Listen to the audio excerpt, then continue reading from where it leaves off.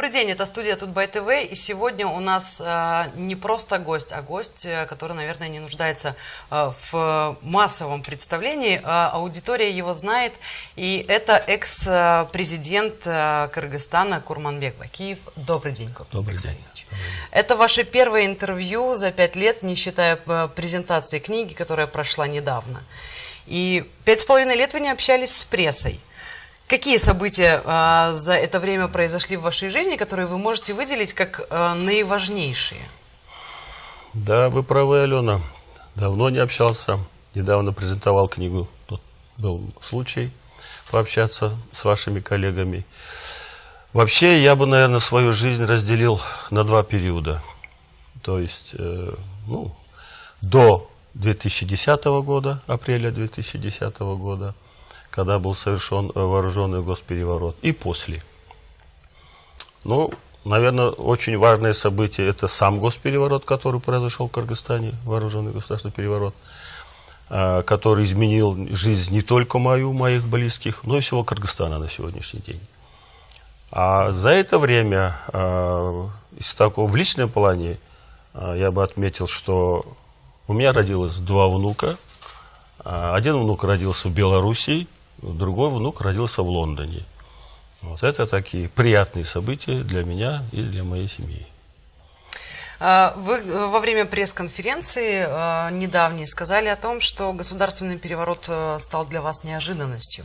И, наверное, вопрос, который я сейчас задам, он будет актуален для многих глав бывших постсоветских республик и касается того, по каким приметам можно опознать подготовку к дестабилизации ситуации? Вы наверняка для себя уже проанализировав произошедшие события, сделали какие-то выводы и можете дать какие-то советы. Да, Алена, действительно, этот госпереворот был неожиданностью для меня. Дело в том, что до апреля 2010-го, начиная с марта 2005-го, когда я пришел к власти и моя команда работала, в Кыргызстане было очень много митингов. Очень много было митингов, и мы как-то к ним привыкли. И у меня был принцип такой. И по закону мы не имели права запрещать митинги, мирные митинги. У нас был принцип такой. Раз что-то хотят сказать, пусть выходят, говорят. Не будем мешать. Давайте мы будем заниматься экономикой, мы будем заниматься производством, будем заниматься делом. Дело было не в проворот. И здесь я думал, очередная такая акция какая-то, когда люди хотят что-то сказать, но ошибся. Ошибся, и эта ошибка дорого стоила. Эта ошибка стоила жизни многих людей, погибших у Белого дома, сотни раненых. Вот. Я считаю, что вот таким сигналом может служить что именно? Прежде всего, это подготовка, информационная подготовка. То есть начинаются различные эффективные, так как будем говорить, влияние других СМИ на эту страну. Социальные сети, распространение различных слухов. В качестве, себя могу в качестве примера привести. Когда я находился в Германии, там операцию надо было делать на сустав, пустили слух, что я умер. Оппозиция, что я уже не приеду, что приедет, если даже приедет, то приедет двойник. То есть все способы применяют те, кто заинтересован, внутренние и внешние факторы. Все используют для того, чтобы совершить то, что они задумали. Здесь огромная работа должна проводиться соответствующими спецслужбами. Если спецслужбы работают эффективно, профессионально, то, как правило, таких моментов не происходит. А если они готовятся, то об этом руководство республики знает и принимает какие-то меры. Для меня это была большая неожиданность, это действительно так. Коль скоро вы упомянули спецслужбы, которые должны корректно работать в этой ситуации, у вас есть какие-то претензии к спецслужбам, при которых случился государственный переворот? Вы понимаете, претензии говорить, наверное, можно, наверное, так сказать. Дело в том, что когда не 7 апреля, а 6 апреля уже началась подготовка Я об этом, к сожалению, узнал только 7 утром, когда приехал на работу. Когда 6 апреля вооруженные люди захватили в Таласской области здание УВД, и захватили оружие, и захватили губернатора в заложники, я утром 7-го, приехав на работу, узнал об этом и с ним по телефону разговаривал, с губернатором. Я говорю, что случилось, в чем дело? Он говорит, вот так меня взяли в заложники, я сижу. Вот. А 7 апреля уже эти люди с оружием в руках пришли в столицу. И когда руководитель спецслужбы Суталинов Муратбек вышел из своего кабинета, пошел, хотел посмотреть, что там за митинг, он пришел и говорит, Курбан Сергеевич, говорит, я, говорит, вас подвел. Он понял, что это не простой митинг. Дело в том, что люди, которые собрались идти к Белому дому, они были вооружены. И когда пришли курсанты Академии МВД, что такое курсанты? Это молодые ребята, без оружия пришли, ну, чтобы общественный порядок сохранить. В их сторону были брошены гранаты, в результате которых на месте погибло 2-3 человека. Вот. И потом с оружием пошли уже на Белый дом, на Дом правительства. То есть руководитель спецслужбы сам признал, что он меня подвел. Без моего, как говорится, нарекания на его. Он сам это признал. То есть это было налицо. То, о чем вы рассказываете, очень созвучно с событиями, которые для белорусов и Беларуси ближе. Это события в соседней Украине. И в марте 2014 года звучало мнение о том, что если бы господин Янукович, скажем так, пожертвовал министром внутренних дел, отставки которого требовал Майдан, в Киеве не было бы расстрелов, не было бы Небесной сотни, и, как следствие, возможно, и Крым остался бы украинским, и не было бы войны на Донбассе. Был ли в ситуации в Киргизии вот какой-то решающий момент, когда, прими вы какое-то иное решение, ситуация стала бы развиваться иначе, и сохранился бы мир в стране, и не произошло бы переворота? Вы знаете, я не знаю внутренней причины на Украине, вот, истинных, что там происходило. Не зная внутренние причины, давать оценку, говорить, комментировать — это неблагодарное дело. Я лучше скажу про Кыргызстан. Значит, в тот момент, какие бы я решения ни принял, они уже ничего не могли изменить, потому что машина была запущена. В каком плане? Те молодые люди, понимаете, одно дело, когда на площади десятки тысяч людей. Это другое дело. Это видно, что массы огромные вышли, что народ недоволен, что-то ты что-то сделал не то. Другое дело, когда выходит несколько, может быть, 2-3 тысячи людей, может быть, не более, и огромное количество с оружием, у которых ни одного нет плаката, ни одного лозунга, чтобы какие-то требования были, а идут с такими неадекватными глазами, обкуренные, в нетрезвом состоянии, как потом выяснилось, многие были накачаны психотропными веществами. Там уже что-то делать было абсолютно бесполезно. И никакие мои решения не могли повлиять, потому что было видно, вот на тех документальных кадрах, которые сняты по событиям этого 7 апреля в Кыргызстане, видно было, как очень умело этой толпой управляли определенная группа людей в штатском, которая находилась среди них. Они очень организованно, умело управляли ими, понимаете? Это было видно даже по кадрам. То есть это была хорошо подготовленная спецоперация, не иначе. Вы говорили о том, что приняли решение покинуть Кыргызстан после разговора с Владимиром Путиным. А можете сегодня рассказать, о чем был этот разговор и как вы покидали страну, как вы оказались в Беларуси? Я после того, как мы оставили Белый дом, перелетел на юг Кыргызстана и находился там 9 дней до убытия. В течение этих 9 дней я встречался с населением на юге республики, пытался объяснить. Они у меня спрашивают, что происходит, я сам говорю, не пойму. Разговаривал по телефону с заместителем генерального секретаря ООН, в то время Ян Кубиш был господин. Я с ним говорил по телефону, я говорю, слушайте, как вы считаете, это все правильно? Вот такая смена власти. Тем более, с момента выборов меня на должность президента, это второй раз, по Конституции Кыргызстана глава государства не может быть более 2 сроков подряд. Как раз на второй срок я был избран. Прошло 8 месяцев. Я говорю, в течение 8 месяцев вот прошло выборы, и вот такой самая смена власти. Он говорит, да, я понимаю, что это неправильно. Я говорю, я бы хотел, чтобы была организована международная независимая комиссия. Разобраться, в чем дело. Но когда с таким предложением вышли на членов Временного правительства, те, которые захватили власть, они категорически были против. То есть я тогда понял, что извне помощи никакой не будет. Они были против, понятно почему. Иначе бы, они же чувствовали, что они виноваты, что таким путем власти не приходит, это незаконный путь. Поэтому они были против того, чтобы была организована независимая международная комиссия. А с Владимиром Владимировичем был разговор такой. Позвонили мне, сказали, что хочет говорить. Я с удовольствием согласился, он мне говорит. Буквально следующие слова, я их запомнил на всю жизнь. Говорит, Курмекс Алиевич говорит, то, что случилось у Белого дома, вас, говорит, никто не упрекнет.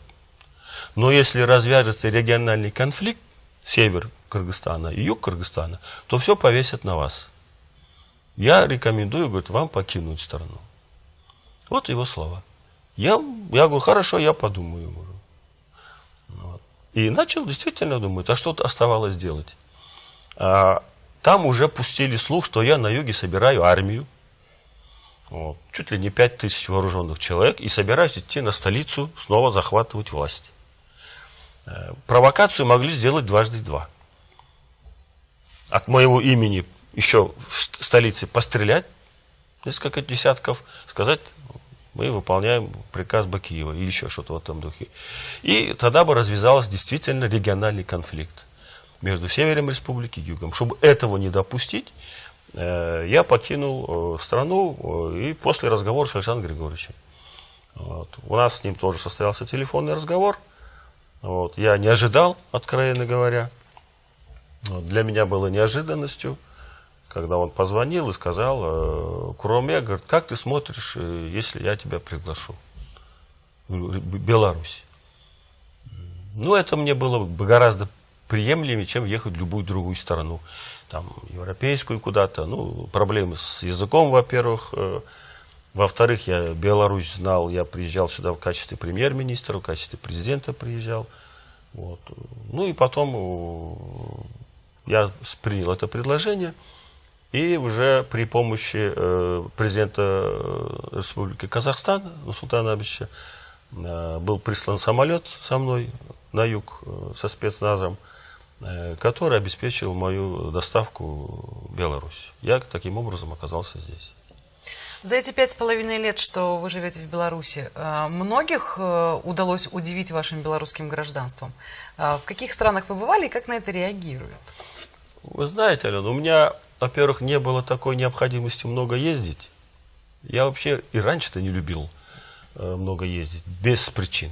Есть люди, которые любят много ездить. Я этого и не очень любил, во-первых. А посещал, говорить те страны, которые я посещал, я бы не стал, чтобы не усугублять отношения этих стран с Кыргызстаном. Дело в том, что любой мой визит в любую страну, он согласовывается с соответствующими ведомствами. Но раз они меня принимали, значит, отношение было благосклонным. Иначе бы я, наверное, не поехал. Вот. Так что здесь проблем нету. Но, может быть, вы бывали в России, и, естественно, интересно, может быть, вы встречались со своим коллегой Виктором Януковичем, который из Украины теперь переехал в Россию. Нет, я в России не был, и с Виктором Януковичем не встречались. И с Оскаром Акаевым тоже не общались, который теперь живет в Москве? Нет, с Оскаром Акаевым тоже не встречались и не общались пока. Ну, может быть, настанет день, время, и придется общаться. Ну, тогда я вернусь к ситуации в Кыргызстане и к тому, что произошло там во время вашего президентства. Тут получается ситуация, опять-таки, и ваш пример, и пример Украины, революции тюльпанов, революции роз в Грузии, оранжевая революция, сегодня это война в Украине. Это все, на мой взгляд, сигналы о структурных кризисах на постсоветском пространстве, о каких-то глубоких кризисных процессах. И как вы видите причины этих кризисов, и, может быть, вы думали о том, как их можно разрешить? Вы понимаете, эти кризисные ситуации складываются из внутренних и внешних причин. Они просто так не складываются. И на момент Кыргызстана, на нашу историю, в 2009-2010 годах мы начали проводить системные реформы. И в экономике, и частично в политике. Ну вот то, что мы проводили эти реформы, это не нравилось определенным внешним силам. Это было видно. Вот. И когда страна проводит какие-то реформы, особенно экономические, это всегда делает эту страну в этот момент уязвимой. Потому что что-то надо новое вводить. Значит, где-то что-то ущемляется, где-то что-то ужимается. Но, как правило, если эти реформы правильные, они через какое-то время дают хорошие плоды. И я об этом могу сказать, если это вас интересует. Значит, какие были плоды, что это за реформы. Я готов на них и более подробно ответить. Да, во время презентации вашей книги «Боль, любовь, надежда. Мой Кыргызстан» вы сказали, что один из мотивов к ее написанию – это присвоение сегодняшними властями на вашей родине проектов экономических, в первую очередь, которые начали вы. Вот какими из них вы гордитесь больше всего? Вы знаете, проектов было очень много. Я не буду сейчас... наиболее важное скажу, я не стану перечислять, сколько было школ построено, сколько ФАПов, сколько было отремонтировано дорог местного значения. Скажу только наиболее таких значимых. Это прежде всего самые вот эти крупные проекты. Это проекты по строительству подстанции Датка. Это строительство линии ЛЭП-500 Датка-Кемин. Строительство подстанции Кемин. Это строительство дорог, значит, Нарын, Талас, Торгарт, Бишкек, Нарын, Талас, Тарас, Сусамыр, Ош, Иркиштам, Ош, Баткен, Исфана. Строительство самого современного цементного завода в Баткене. В общем, перечислять можно много. Особо хотел бы отметить строительство Камбаратинской ГЭС, гидроэлектростанции Камбарата-2, которую мы строили своими силами, на свои средства, и которую успешно почти завершили. Уже после того, как я покинул страну, эти новые власти пошли, кнопку нажали, пустили ее. Вот. Поэтому говорить об этих проектах я могу с удовольствием, потому что эти проекты, они сегодня какие-то заканчиваются, какие-то в стадии завершения. Вот. Но они все были начаты при нас. И при мне были начаты переговоры строительства железной дороги Китай, Кыргызстан, Узбекистан. То есть, сегодняшняя власть самым бессовестным образом, я уж не говорю, что они не отличаются скромностью, просто самым бессовестным образом все присваивает себе. Поэтому я в этой книге более подробно написал, значит, что было начато и что сегодня выходит на финиш, чтобы люди знали. К слову о книге, она каким-то образом попадет на вашу родину? Ее смогут там прочитать? Она уже попала. Уже доставили определенное количество книг. Значит, люди уже читают ее. Вот.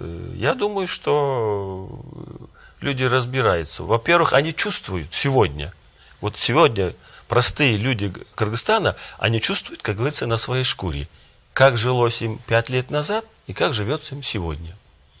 Это не надо, как говорится, делать никакого особого экономического анализа. Ты чувствуешь по своему кошельку, ты чувствуешь по своей жизни своей, что ты стал. Больше тратить, больше приобретать, или ты все ужимаешь и дальше некуда. То есть любая реформа, если она неэффективна, если жизнь стала хуже, она тут же отражается на простых людях. И именно на простых людях. Не на тех, кто находится у власти, но их эти трудности, скорее всего, не коснулись. А простых людей коснулись. И они это знают и чувствуют. И в качестве примера могу маленький такой пример привести. Это мне уже по телефону говорили. Пенсионерка пришла в сберкассу, банк получать за пенсию. И говорит, пенсию нету. Шумит, возмущается, как, то, все. Вот при Бакиеве такого не было, и пенсия была больше, и получали вовремя. А мы даже мы платили пенсию в начале месяца. За месяц мы не в конце платили, а в начале месяца уже пенсионеры получали пенсию. Маленький пример. Зарплату учителям за 5 лет в 6 раз подняли мы. В 6 раз за 5 лет, в течение 5 лет. Это существенно. То есть люди чувствуют. Поэтому здесь говорить, что жизнь стала лучше, я далек от этого. Давайте тогда, если позволите, вернемся к теме реформ, потому что это, опять-таки, очень актуальный вопрос для Беларуси, и многие аналитики говорят о том, что сегодняшняя белорусская власть боится каких-то радикальных реформ. Как проходили реформы у вас, и какие из них, в первую очередь экономические, вы считаете наиболее значимыми и существенными для каждой страны? Прежде всего, я уверен в том, что власти Беларуси, они очень активно мониторят ситуацию, все, что происходит вокруг, и делают выводы для себя, что хорошо, а что плохо. Это очень важно. Поэтому в Беларуси нет такого шарахания из одной стороны в другую. Что касается экономических реформ, которые мы проводили, я думаю, они в определенной степени могли бы заинтересовать и экономический блок Беларуси. Это прежде всего Министерство экономики, Министерство финансов и Национальный банк. Что именно? Эти реформы, кстати, давались очень сложно. Это надо было очень настойчиво и убеждать и МВФ, и Всемирный банк. С ними работали вплотную, и я знаю не понаслышке, как тяжело с ними работать. Еще будучи премьером, я убедился в этом, что с ними очень тяжело работать. Но когда ты проявляешь настойчивость и убеждаешь, что это даст результат, они идут навстречу. Пример, вот это мы. Мы что сделали? Мы, во-первых, сократили отчисления в социальный фонд с 32 до 27 или до 26, не помню сейчас, 2 этапа. Мы уменьшили прибыль предприятий с 20 до 10 сократили. Подоходный налог, который является огромной составляющей в бюджете любой страны, с 20 сократили до 12%. Мы существенным образом дали волю малому и среднему бизнесу. В чем это заключалось? То есть все, кто создавал себе рабочие места, это имеется в виду парикмахерские, бильярдные, бани, сауны, там, мастерские по ремонту машин, ключи, кто-то, короче говоря, все, кто занимается индивидуальным предпринимательством и малый частный бизнес, кто сами себе создают работу, они платили только патент. То есть налоговая служба за ними не охотилась и не ходили. Были очень много примеров, когда патент платили заблаговременно, за несколько месяцев вперед даже. Патент — это какой-то единый налог? Да, фиксированная плата за свою деятельность. То есть сначала производится мониторинг, ведется, сколько, например, ходит в эту сауну или в этот бильярд примерно человек, в среднем, какой оборот у него, и устанавливаешь меньше среднего, чтобы дать возможность, чтобы он развивался. Слушайте, власть должна быть благодарна тем, кто сами себе рабочие места создают. Поэтому мы пошли на это. И что вы думаете? Результат налицо. Я помню даже, когда президент Казахстана Нурсултан Абишевич приезжал к нам, когда посмотрел показатели, он говорит: Курманбек, это что, за 5 лет почти в 3 раза бюджет увеличили страны? Я говорю, да. То есть вот такой был скачок. Земельные налоги мы сократили. То есть, когда малому и среднему бизнесу дают возможность развиваться и работать открыто, а двойную бухгалтерию не ведут, они заинтересованы. И бюджет выполняется прекрасно, и, как говорится, коррупционная составляющая уже резко падает. А когда только охотятся налоговики и таможенники, фискальные органы работают, это тоже дает свои результаты. Без этого не получится. Но это, как правило, не стимулирует их. Они начинают искать различные ходы и выходы. Считается, что реформы — это, в принципе, непопулярные меры, которые, как правило, вызывают недовольство среди широких слоев населения. Как вам удалось не только МВФ и международные структуры, которые консультировали по реформам, убедить в том, что это нужно, но и снять социальное напряжение? Были ли вообще к этому предпосылки? Вы понимаете, было очень сложно. Вот я вам один пример приведу. Когда разговор велся с представителем Всемирного банка, министр финансов, министр экономики, представитель Нацбанка, я, и вот сидели, я не помню сейчас, как ее фамилия, столько лет прошло, очень упрямая, настойчивая женщина оказалась, ну ни в какую. Не можем ее, нет, и все. Наш экономический блок говорит, надо вот это, на это идти. Она нет. Вы потеряете бюджет, вы, говорит, рискуете остаться с провальным бюджетом. Ну, вот тогда пришлось ответственность брать мне. Я говорю, давайте так, говорю, ей говорю, кто в этой стране, говорю, сегодня глава государства? Она говорит, вы. Я говорю, послушайте, говорю, меня. У нас будет так, как считаем мы. Принимайте наше предложение. Ну, это как-то повлияло на нее. Она пошла навстречу. И мы сделали то, что сделали. И сегодня я узнаю, что повышается, всевозможные налоги вводят, всевозможные таможенный сбор увеличивает, то есть закручивание, зажимает малый и средний бизнес. Результат что? Они бюджеты не могут увеличить. Бюджет не растет. Дефицит бюджета сегодня в Кыргызстане, если мне память не изменяет, где-то порядка около 30 миллиардов сомов в нашей валюте. Получается на конец года. 20-30 миллиардов. Это очень большие деньги. А хотя бы смотришь, вроде они увеличивают все платежи. То есть здесь экономический блок должен работать очень-очень грамотно. Вот я еще раз хочу подчеркнуть, почему в Беларуси нет вот этого шарахания. Здесь очень осторожно подходят к реформам. Это очень правильно. Это правильно. Поэтому, но все-таки экономический блок, руководители экономического блока, финансового сектора и банковского сектора, значит, должны проявлять большую настойчивость в том плане, что малый и средний бизнес должен развиваться.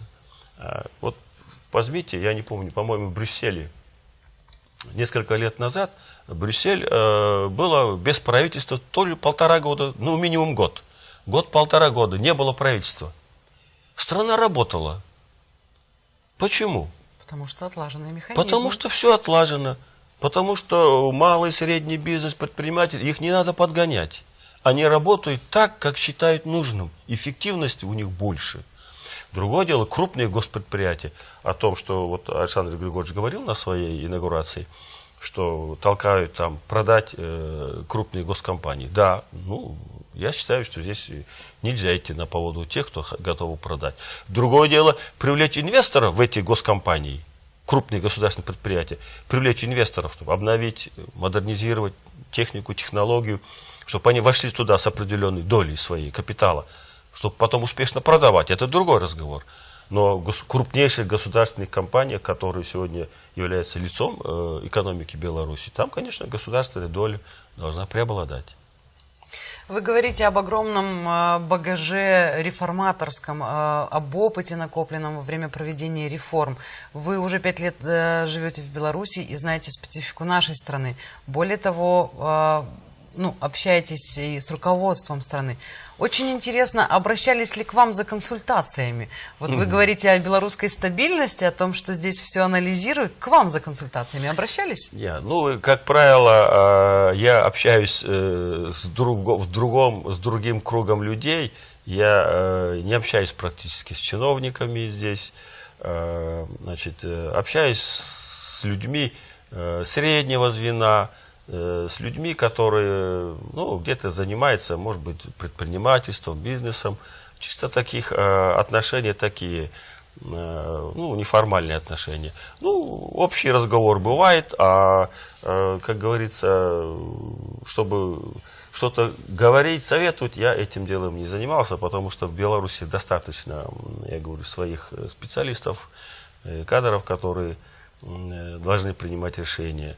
Но создалось у меня вот такое впечатление все-таки, что руководители государственных предприятий здесь, немножко, как говорится, боятся, что ли, чуть-чуть, у них есть какая-то такая неуверенность идти более решительно, значит, работать. Потому что, вот посмотрите, все поездки президента страны, Александра Григорьевича, куда бы он ни ездил, в какую бы страну ни ездил, первым делом везде он во главу угла ставит, естественно, дружеские отношения, но везде ставит реализацию своей продукции. Реализацию продукции, которая производится в Беларуси. Особенно крупных предприятий, тракторов, машин и так далее, и так далее. То, которое, значит, является тоже эталоном, как говорится, для белорусской экономики. То есть я бы тут что сказал, что все-таки руководители крупнейших госпредприятий слабо умеют торговать. И вообще, мне кажется, у белорусской, значит, есть вот такая изюминка своя. Торговать не умеете. Вот даже на рынке у вас на Комаровку, когда ходишь, там тоже мало торгуется. Устанавливают фиксированные цены. Вот. Моя супруга, когда ходит, вы знаете, она всегда торгуется по привычке, ну, как в Азии на рынке. Приходишь, сколько? Говорит, столько. А вот если во столько, смотрит с недоумением, как это вроде. Начинает разговаривать, смотришь, уступает. То есть в этом плане вот белорусы торгуют слабо, не умеют хорошо торговать. Производите хорошую продукцию, качественную. Ну, про продукцию мясомолочной там вопросов нет.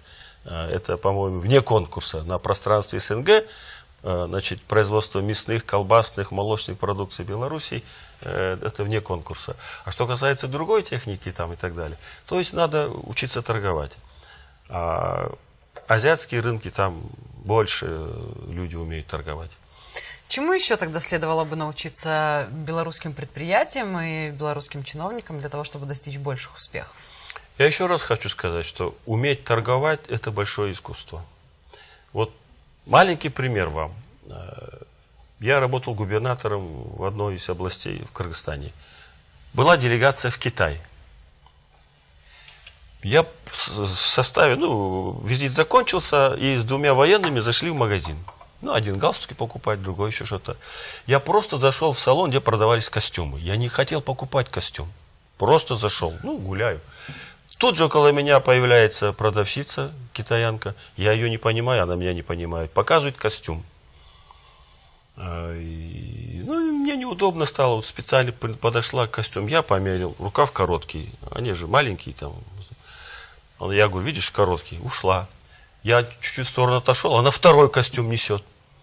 Опять меряю. Опять короткий. Думаю, все, наверное, отстала от меня. Дальше гуляю. Еще в другом месте нашла меня. Нашла костюм по моему размеру. Одела нормально. Что сделать? Думаю, как же отказать ей? И показываю на цену. Цена, мол, дорогая. Она тут же при мне берет ручку и рисует 10% минус. После этого как не купишь? Я этот случай потом приезжал к себе в область и рассказывал своим. Говорю, у нас тоже не умеют торговать. Я говорю, видите, как надо торговать? А вы, говорят, установил и сидишь. Слушай, то есть у азиатов есть учиться чему. Поэтому то, что сегодня Беларусь так налаживает контакты со всеми странами, государствами, это только на пользу. В том числе с азиатскими, с такими, как Китай и все другие. Вот это будет на пользу. То есть общение, взаимные поездки, семинары, все это обязательно даст результат. Я в этом не сомневаюсь. И все же, несмотря на то, что наши страны находятся не очень близко, и несколько иной менталитет, и несколько иной опыт независимости уже вне рамок Советского Союза, какие примеры, какой опыт вашего президентства или периода вашего президентства стоило бы повторять здесь нам, кроме того, что учиться торговать? Вы знаете, вы правы, Алена, мы действительно, Кыргызстан и Беларусь, это очень разные страны. Очень разные страны, с разным уровнем развития и с разным направлением развития, я бы даже так сказал. Вот. Поэтому еще раз хочу сказать, что все, что сегодня делается в Беларуси, всеми ветвями власти, всеми, кто за что отвечает, по большей эффективности все будет нормально. По большей эффективности. Вы еще, видимо, вот этот, опять-таки, мне кажется, это белорусский менталитет. Вот есть у русских такая фраза «спеши, не спеша». Вот это как раз относится к белорусам, мне кажется. Все, что Александр Григорьевич много раз говорил, посмотрите, у всех соседних стран, в других странах СНГ, которые после развала СССР массово пошли в рынок, все раздали, отдали в частные руки, что получили? Вы по этому пути не пошли. Но вы идете пошагово, постепенно. Вот это изюминка ваша, ее надо сохранять. Но все, что касается, вот я это делаю, опять-таки акцент, это малый и средний бизнес. Он только будет государству помогать. И потом у вас очень продвинутая молодежь. Я смотрю иногда различные ток-шоу на экономические вопросы, на другие вопросы. И когда смотришь, как выступают молодые бизнесмены, молодые политики, ну, приятно смотреть и слушать их. Я это говорю вот без всякого там подхалимажа. Вот. Приятно смотреть, и хотелось бы, чтобы чиновники вот прислушивались к ним.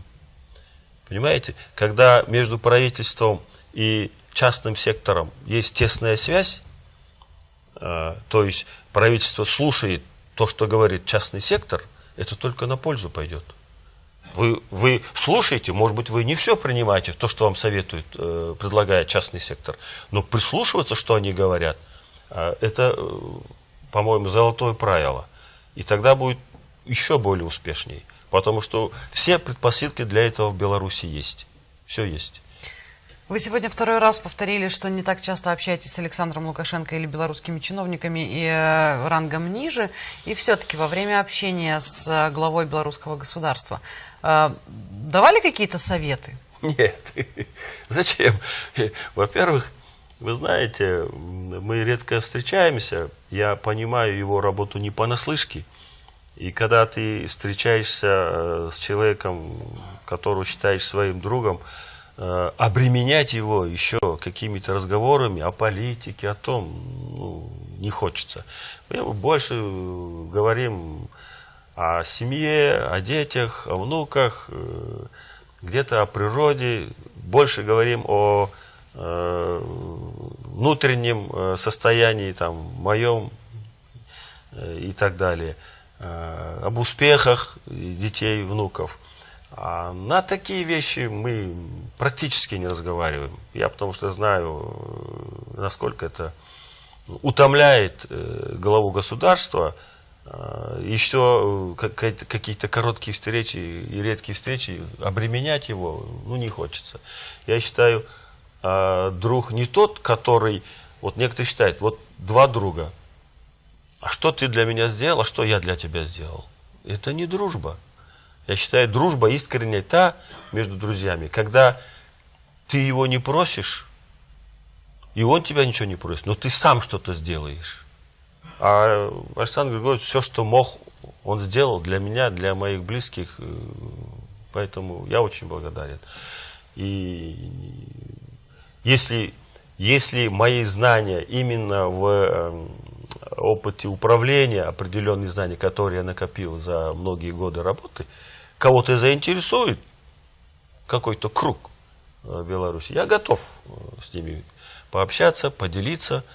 Вот. А Александр Григорьевич свою страну знает как свои 5 пальцев, очень хорошо информирован, осведомлен, я думаю. Но я бы рекомендовал вот этим министерствам, о которых я сказал, те, кто отвечает за экономическое развитие страны, за финансовое состояние, за банковскую систему, я бы вот там рекомендовал побольше активности, эффективности, вот, и все будет нормально. Коль скоро вы говорите о том, что встречи с Александром Лукашенко – это все-таки дружеские встречи, а во время презентации вашей книги вы сказали о том, что все больше уделяете время во время пребывания в Беларуси детям, родным и близким. Ваши дети дружны с детьми Александра Григорьевича? Вы понимаете, дети есть дети. Во-первых, наши дети учатся в разных школах. Но они практически не видят друг друга. Мои дети учатся в одной школе с внуками Александра Григорьевича. Ну а как дети? Раз они учатся в одной школе, я даже с некоторыми из них в одном классе, они, естественно, общаются, дружат. играет, ну что там дети, сегодня он дружит с одними, завтра с другими, дети есть дети. Так что дай Бог, чтобы у них все было хорошо и развивались. Верну наш разговор к, наверное, более проблемным вопросам. Опять-таки про Кыргызстан и про сегодняшнюю власть. Кыргызстан требует вашей экстрадиции. Да? При каждом удобном случае об этом напоминают руководство Беларуси. И в похожей ситуации был экс-президент Грузии Михаил Саакашвили, когда его даже объявили в международный розыск. Вот эти ограничения, то есть какие-то ограничения исходят в вашей жизни вот из этих требований об экстрадиции? Как-то это влияет на жизнь вашу? Сказал бы следующее. Знаете что, здесь, я вам честно скажу, я не знаю, сколько уголовных дел сегодня Кыргызстан завел на меня. Не знаю, сколько уголовных дел. Не интересуетесь? Но они все сфабрикованы. Вот это я абсолютно уверен, во-первых. Во-вторых, я даже готов был судиться, если бы был такой независимый, справедливый суд, я бы даже хотел этого, судиться с ними. Я как раз таки сейчас думаю над этим, ищу возможности, изучая, какие есть возможности для этого. Потому что справедливого судебного процесса там не будет. А если будет справедливый судебный процесс, я абсолютно уверен, что ни одно уголовное дело, которое они на меня повесили, они не выиграют. Это первое. Что касается ограничений. Ограничений я как таковых не испытываю, но единственное, когда совершаю какие-то поездки, принимая определенные меры безопасности, потому чтобы сегодняшняя власть Кыргызстана при содействии своих силовых структур и отдельных криминальных элементов могут на меня повлиять. Это я знаю. Поэтому я принимаю кое-какие меры, когда передвигаюсь по республике. Вот в этом есть ограничения. А так я не чувствую особых ограничений. И позвольте уточнить, вы готовы в международных структурах оспаривать те дела, которые сегодня есть в Кыргызстане? Я еще раз хочу сказать, что я не только не боюсь этого, я бы даже этого хотел. Я бы этого хотел. Хорошо. Коль скоро вы упомянули перемещение по Беларуси, есть у меня, естественно, несколько вопросов о нашей стране, о вашей второй родине. Можно так говорить о Беларуси? Конечно. Какие у вас самые любимые места в Минске и в стране, в принципе? Ну, практически в Беларуси каждая область очень много хороших, красивых мест. Ну, мы вот пока дети были маленькие, ездили несколько раз на Припять, летнее время. Припять очень красиво. Такая река большая, интересные места красивые. Вот. В Гродненской области. Вот. Дети мои уже без нас со своими классами практически побывали во всех областях. Брестской, Витебской областях. Вот. Ну, а я больше общаюсь с природой. Вот. Выезжаю, ну, практически, наверное, во всех областях побывал. Вот. Не буду называть, какие места, опять-таки, все-таки из соображений мер безопасности. А так, мест очень много, красивых, хороших, тихих, уютных. Вот. Живи и радуйся. Нравится. Нравится, да. Еще есть вопрос про язык у меня, поскольку белорусский язык даже, например, соседям из России не очень понятен. При этом белорус украинцев всегда поймет. А вот как у вас с белорусским языком? Приходится ведь слышать где-то в обиходе, по телевизору, по радио? Сталкиваетесь? Конечно. Я помню, что в первый год пребывания на одной из своих поездок на охоту с одним лесником общались, но он говорил, я запомнил его эту фразу, я ее сразу понял и до сих пор помню. Няхай будет так. Пусть будет так. Правильно? Я тогда ее еще запомнил и вот до сих пор помню. Для меня первое время здесь я понимал, ну, где-то, наверное, 60%, 70%, может быть, вот первое время. А сейчас я же часто смотрю передачи на белорусском языке, новости на белорусском языке смотрю, много разных передач. У меня дочь прекрасно говорит на белорусском языке, И, ну, у него и белорусский отличный, и английский отличный, и русский отличный. Я иногда у нее спрашиваю, вот это слово как? Вот, у нее есть с настоящим белорусским произношением, она мне говорит. То есть у меня проблемы нет. Я сегодня любую информацию, которая идет на чисто белорусском языке, я 80%, не меньше, все понимаю. Мне не надо переводчика. От чего кыргызского не хватает на второй родине? Не понял. Чего кыргызского вам не хватает вот тут, на вашей второй родине? Кыргызского? Ну, наверное, одним словом сказать трудно. Во-первых, общение. Общение на родном языке. Дети у меня практически полностью говорят только на русском языке. Мы с женой общаемся на кыргызском языке. С ней. Вот, стараемся чаще общаться, чтобы все-таки, ну, язык это прежде всего общение. Когда долго не говоришь, начинаешь забывать. Вот. Это именно общение на родном языке не хватает. Вот. Ну, а так, кухня, у меня супруга сама готовит, здесь проблем нет. Наша, белорусская, тут проблемы нет. Вот. А природа сама, воздух, климат мне очень нравится. Я же до приезда сюда, я же долго жил в России. Я практически после окончания школы уехал в Россию. 11 лет учеба, работа, 2 года службы на Украине, в советской армии 2 года служил на Украине. И поэтому я 13 лет провел после 10 класса, вот Россия, Украина, а потом только вернулся в Кыргызстан. То есть вот эти климатические условия, они для меня нормальные, приемлемые, такие же, как в России примерно. То есть особого дискомфорта я не чувствую здесь. Все нормально. Курманбек Салиевич, есть ли что-то, о чем вы еще хотели бы сказать, завершая первое интервью за 5,5 лет? Да я думаю, вы очень широко составили свои вопросы. Вот.